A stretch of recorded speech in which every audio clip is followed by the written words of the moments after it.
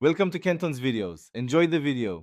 You start inside OneNote, open the app and go straight to Options or Preferences. Once there, choose the General or Edit tab, depending on platform, to find default font controls.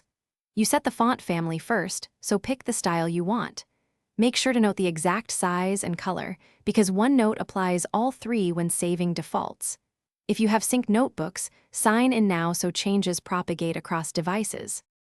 You now change the font controls. Pick the font family, then the size that reads well on screen. Next, choose bold or regular and the color. These become the default for new notes.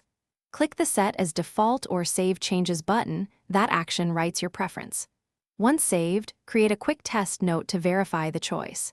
If the app prompts to restart, do it. Restarting finalizes the settings and clears cached formatting.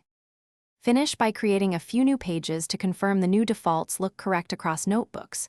Make sure to sync because unsigned changes stay local. Sign in to push defaults to other devices.